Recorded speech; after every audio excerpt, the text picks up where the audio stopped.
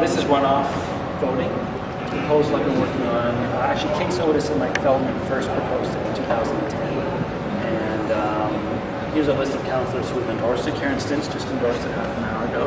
It's a very small, simple change that actually, in a way, helps councillors like you who won with a small plurality. Because people can accuse you right now of not representing the full ward, when in fact, on a runoff vote, very often the person who comes in first on the first count could end up winning on the fourth count. So all the parties use this right now. Yeah. So you've watched leadership races. They do a multi-round runoff vote, which a lot of American cities do. If you run for mayor of Atlanta and no one gets 50% on the first count, they all come back and vote 2 weeks later. I'm not supporting that. That's really expensive, having a second election. Yeah. And voter turnout goes down. It's hard enough to get people out the first time. Say, come back again. Yeah. So what we're proposing is a ranked ballot, which is, again, all of our parties have switched to it now. They haven't used it yet. The Liberals will use it next year with their Trudeau Fest, or whoever ends up in the race. But essentially, you rank your choices, 1, 2, 3. Right. So if the three of us were running for office and I drop out in the first round, we don't have to ask people to come back to vote for you two. My voters will put you second or you second. So what it does is, first of all, it allows anyone to run. So if me and you were running for mayor, hypothetically, I wouldn't run against you for mayor. If we were, and the big issue of the day was glasses versus non-glasses, and then you wanted to run, you'd be told not to run, because you're going to screw it up for James. You're going to split the glasses vote. Yeah. So I've seen that happen to a lot of young people. Right. It's very vicious downtown. We're seeing it now with Shelley and Adam. Right? Everyone's saying if they both run for mayor, they can't be fourth. Let them both run. Let anyone run. Let Michael Thompson run, and Karen Stintz, and John Tory, and Pinball Clemens, right? So with the runoff, more people can run. You never have to vote strategically. The campaigning is more positive because you can't attack your opponents. You want their supporters to like you. And most importantly, everyone ends up winning with the majority, which actually allows people like you, who won because it was an open seat, you won with, what was it? It was 20s? It was low. It's a little under 20, but we had... Oh, wait, you got 17. That's right. No, I had 19. Okay. But we had it's a huge 12 race. candidates. Yeah, exactly. And no incumbent. No, that's normal. I think the same thing happened with Kristen. I think it was democratic. Totally democratic. Democratic democracy at its best. So I mean, would it make people feel happier if there were only 2 people who put their names forward and one won with 60% of the vote? No, I'm the opposite. I think more people should run. Well, in your ward, lots of people did. In other wards, people end up getting pushed out. Well, people can't have it both ways.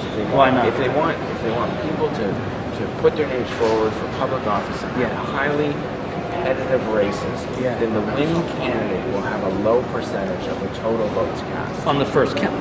Why not then have a runoff? Well, no, that's fair enough. Yeah. But I think I think for some, I think in some quarters it's disingenuous to sort of say that, well, they didn't really have a mandate. What we had was a pure Democratic, the most democratic, for sure, and lively debate possible. You'd have a clearer mandate though in a runoff system, because no one could ever say you only have 17. Dalton McGuinty, remember when he ran for leader in the first count? Yeah. He came in 4th place. No one ever accuses him of not having the support of the Liberal Party, right? Because on the 4th round he won. Right. So if you were able to go to a 2nd or 3rd round, then no one could ever say you got 17%, because that wouldn't be the number. Anyways, I just think it's a more fair model. You're not sure about it? I think they're in the speakers list upstairs. Okay, so you got to go up. I may have to run. Okay, anyway, so there's 36. You've got them all in there. There's stuff about how we can make City Hall physically work better in terms of signage and reception. Making the election website work better for people who want to find out who the candidates are.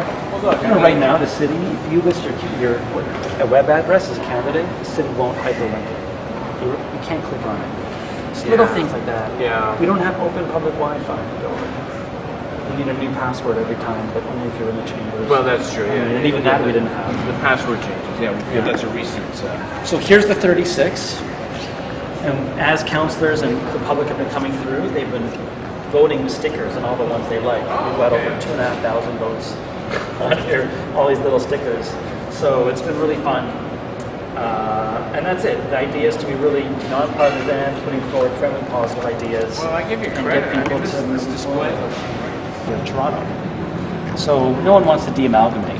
But how can we learn from other cities like New York and Montreal that have one city hall for the city, but then they've broken it up into boroughs or community boards, that local decisions, a park, a bike lane, doesn't even come to city council.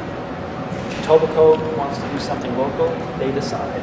59 community boards in New York, much smaller than our community council. Yeah. So Paul Bedford's actually put out a bunch of proposed maps of how we could break up the city into different districts and maybe even have at-large councillors, not lose the ward system, still keep the wards, but have a few councillors who are at-large from those areas, and maybe have borough councils or neighborhood councils, stuff like that. It's all stuff looking at precedents from other cities.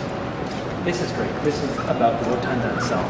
We used to publish these booklets. You probably haven't seen them, being first term. This goes back to Lassman, and this goes back to Miller's first term.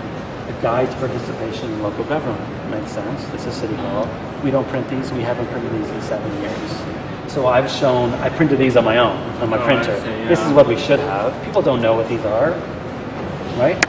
There isn't even a ward map anywhere in the lobby of City Hall on the first floor. A ward map of the city. We have 140 flyers, and it's just tourist information. And then here we're embarrassing the city by showing how long it's been that public institutions have been implementing Wi-Fi. So these are city halls, the blue ones, Right. Albany, 2005. And the first public installation of Wi-Fi was Carnegie Mellon 20 years ago. And we can't seem to do it here. Tim Hortons has it now. The library has it. Yeah. And then this is just some of the more, these are the larger versions of the designs people did. Public notices. Right. And these are all, I don't even know who these people are. I did it for my blog. It was just like, kind of like a tender or a call for submissions. Send me your designs. And people send in these beautiful stuff. Interesting. Now, a number of examples on Bathurst Street. Yeah, well, they took that off of the OneNote and said, oh, everyone looks Bathurst. And this was just a project someone did recently, life drawing, life sketches. Yeah. At City Hall, people came into the chambers and drew sketches of councillors, which is a fun way to get people into the building. And then this is the good news. We didn't want to just be negative and complain. So this is stuff the staff is doing already to get more citizens involved. The open data, their new website. Ainsley's been moving a whole bunch of motions in democracy, which is great. They have budget workbooks. You know, they're trying. Right. And then some media clippings. I made this fun map 2 years ago. So just a kind of fun illustration of how the decision process works at City Hall. Right. Staff reports, down to the community council and standing committee, public deputations, public consultations, back to here, and then eventually the council. And I wrote an essay that goes with that, because people just don't know the basics, right? Anyways, that's the That's great. exhibit. It looks fantastic. I So- think it's a vital conversation. I can talk with Paul. Great. Councillor.